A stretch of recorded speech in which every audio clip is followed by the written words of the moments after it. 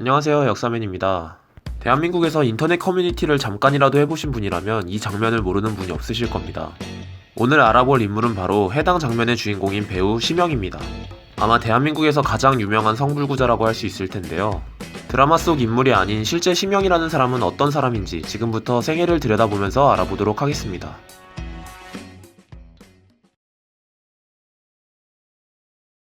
심영의 본명은 심재설로 배우 활동을 하면서 다양한 예명을 사용했다고 합니다. 상시 개명을 해서 아오키 지네이라는 일본 이름도 가지고 있었죠. 심영은 1910년 9월 강원도 철원군에서 태어나 서울, 당시 경성부에서 자랐습니다.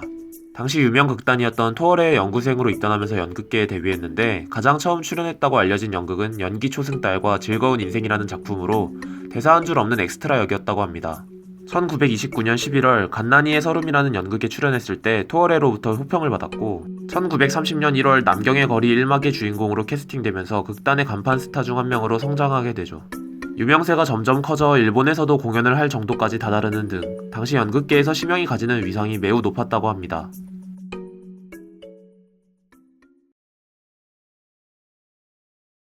(1939년) 심영은 고엽이라는 이름의 극단을 창단합니다.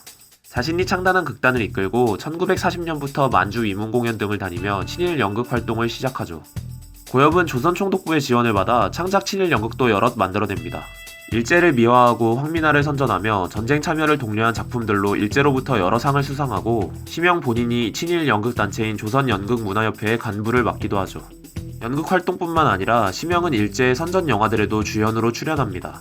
그대와 나, 망루의 결사대 등 다양한 영화에 출연했는데 그대와 나는 학도병을 주제로 한 일본 영화였고 망루와 결사대는 비적과 일본군이 싸우는 활극이었죠. 비적의 사전적 의미는 무장을 하고 떼를 지어다니면서 사람들을 해치는 도둑인데 이 영화에서는 항일무장 세력을 비적으로 나타냈죠. 이와 같은 행적으로 심영은 2008년 민족문제연구소가 발표한 친일 인명사전 수용 예정자 명단 중 연극 영화 부분에 이름을 올리게 됩니다.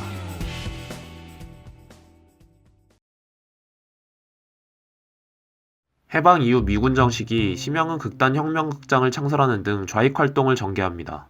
1946년 조선연극동맹과 서울신문사가 공동으로 개최한 3.1절 기념연극제에서 님이라는 연극의 공연을 마치고 귀가하던 중 권총습격을 맞아 중상을 입죠. 권총습격을 당한 장소가 종로구와 중구의 정확한 경계선상이라 어느 경찰서가 사건을 맡아야 할지 애매해 수사가 지지부진했는데 사건이 있고 얼마 후 동아방송 인터뷰에서 김두한이 내가 심영을 습격했으며 그가 죽지 않아 병원으로 다시 찾아가 주기로 했지만 어머니의 애원으로 살려주었다 라는 주장을 합니다.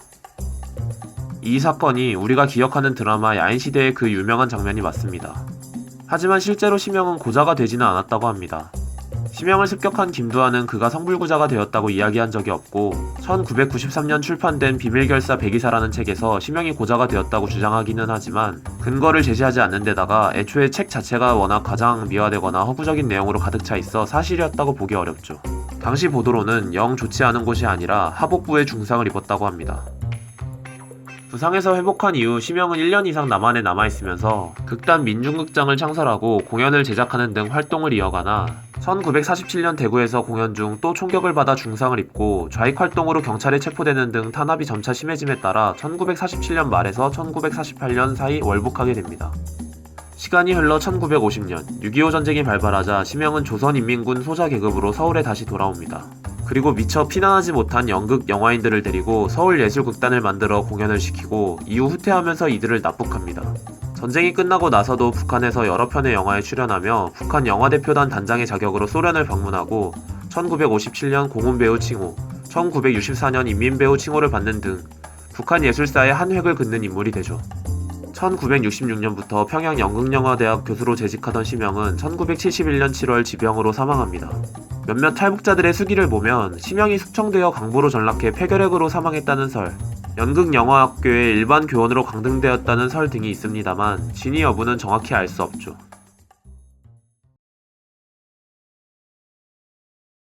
심영은 드라마 야인시대의 영향으로 현대 우리에게 있는 대한민국 고자의 대명사로 이미지가 굳어져 친근한 느낌까지 주고 있습니다.